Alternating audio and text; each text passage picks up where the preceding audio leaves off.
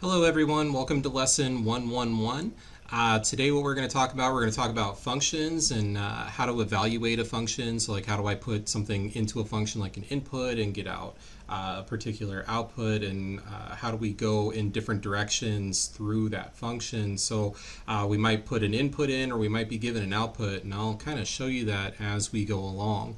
The second thing we're going to pay attention to is just the notation of the function. We need to understand like what different notations we use, like how do we write functions and how do we state our answer at the end. We'll also be looking at order of operations along the way. So as we evaluate functions, we'll be practicing our order of operations, which is really kind of a review thing. And lastly, we'll talk about something called a composite function, which is a really neat thing. So we'll see that towards the end of the lesson. So let's go ahead and get started here. We're going to be taking a look at number one.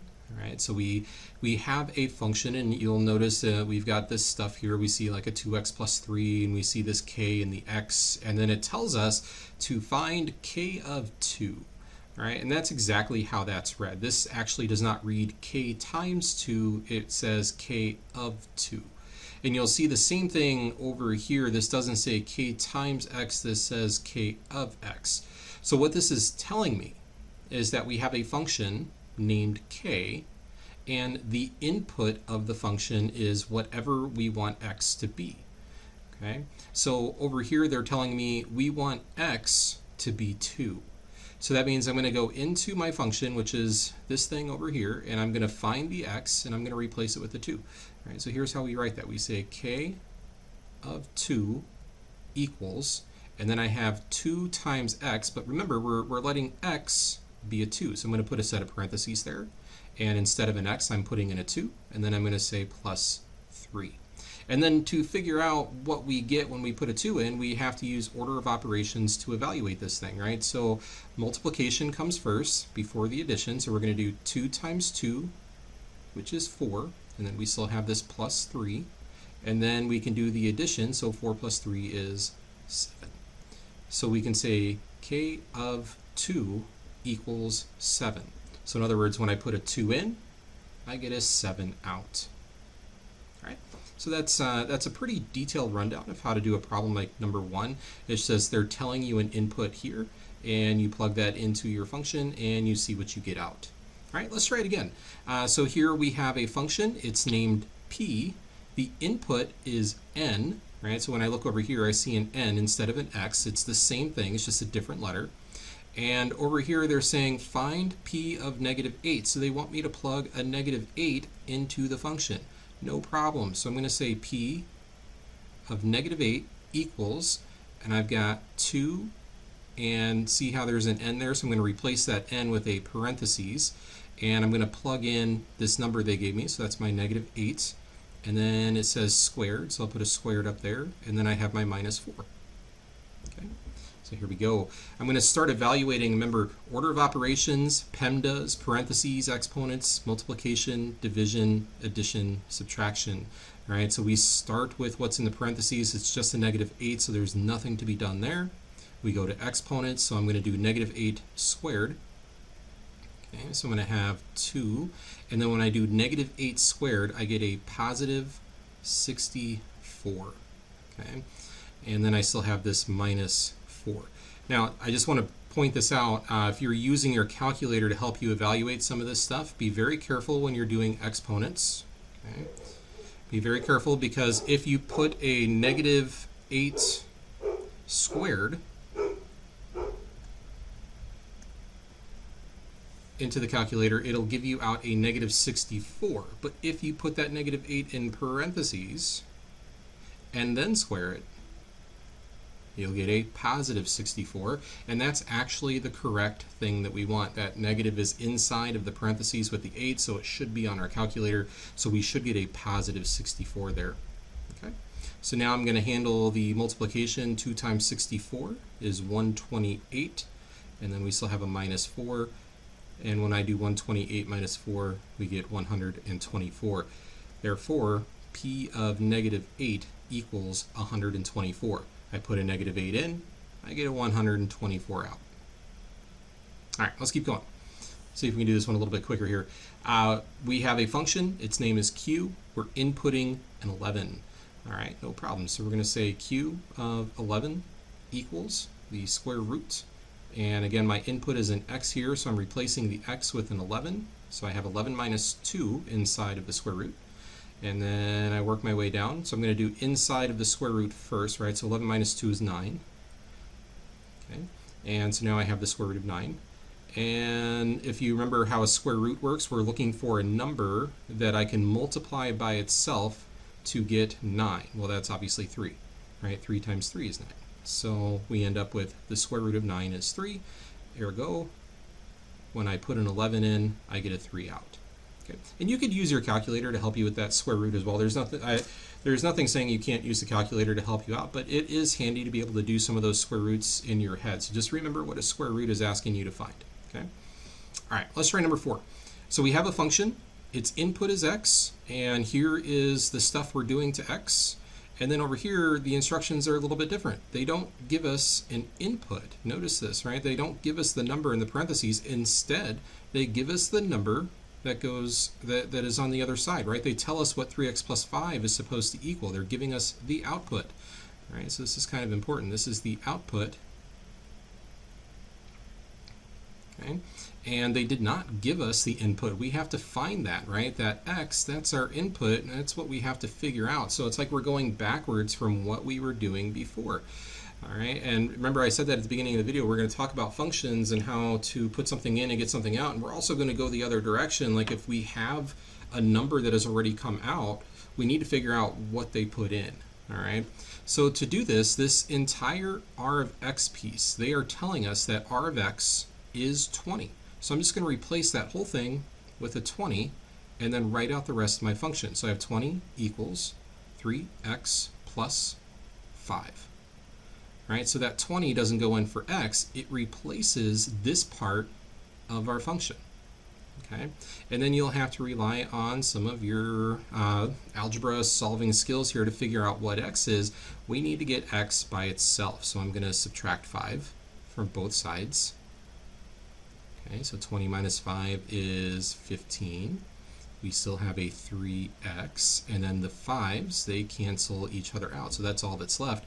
15 equals 3x. Well, now I need to undo multiplication, so I'm going to divide by 3. Right, so the 3's cancel. Now we have x, and 15 divided by 3 is 5. And there we go. So the input was a 5, and the output was a 20. Let's see if that works, right? So if I do R5, right, that would be 3 times 5 plus 5. Well, 3 times 5 is 15, and 15 plus 5 is 20. That's what we wanted. All right, so that works. All right, let's go down here. Let's talk about some composite functions. Let me see how much time I got going on here. I've got a couple minutes. I try to keep these videos under 10, 15 minutes, right? I try and keep it in that range. So that way we're not watching a video for too long.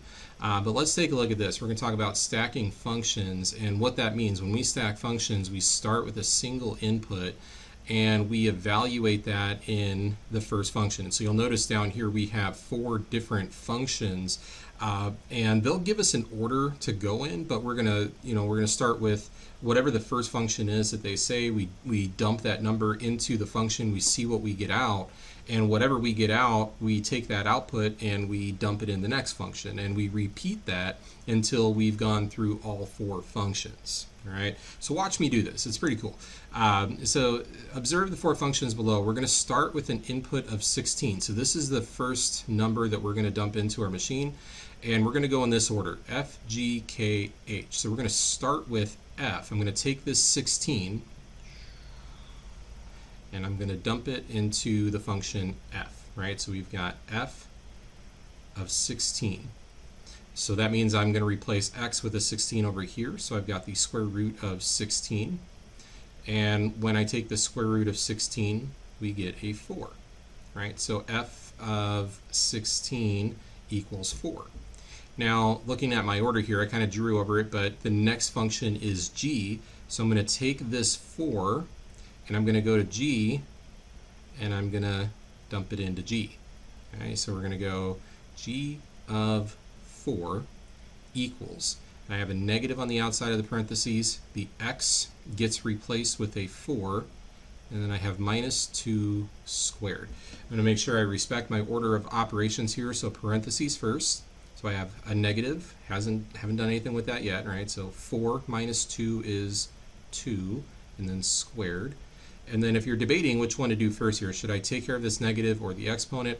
Well, this negative is really a hidden -1. So it's a form of multiplication. And they just never write the 1 there. It's kind of weird, but it's really -1 times 2 squared. So we have to take care of exponents before we take care of the multiplication. All right, so I'm going to do this exponent first, right? So what we really have is -1 times 4, and -1 times 4 is -4.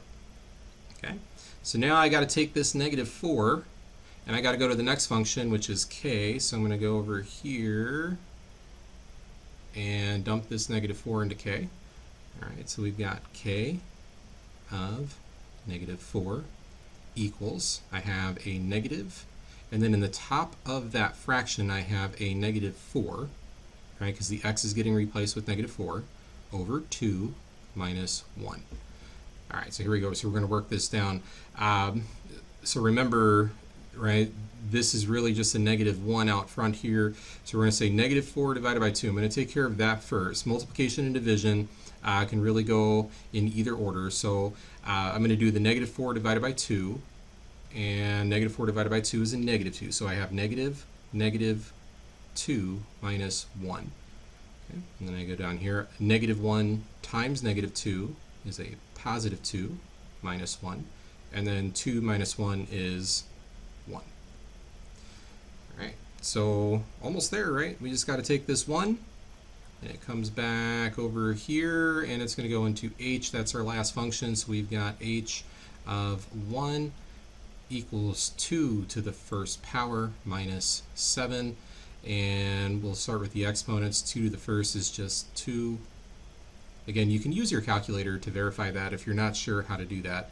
And then 2 minus 7 is -5. So there's our final output, right? So this is our final product. All right, guys. And so what we just did, there was something called a composite function, and that is where we embed one function inside of another. So if you kind of think about what we did there, what we did is we took function f, we evaluated function f, then we took the output and we threw that into G. And if you look at the notation for this, this is actually the correct notation for what we did with those composite functions, and it looks kind of crazy, but if you look on the very inside here, right, you see that f of x, we evaluate that first, and then we input that into G, and then once we evaluate G, we input that into K, and then once we inputted or evaluated K, then we inputted that into H to get our final product. So this is what a composite function is, where you evaluate one function, you take its output, you put it into another function, and you just keep on going. Sometimes it might be 2 functions deep, 3 functions deep. It just depends on the situation. But this is what a composite function is called. It's pretty crazy, but also pretty cool. All right, guys, have a great day. Make sure you do your practice problems. If you don't get them done within the 30 minutes, you'll finish that up on your independent work time later on in the week. All right, guys, have a great day.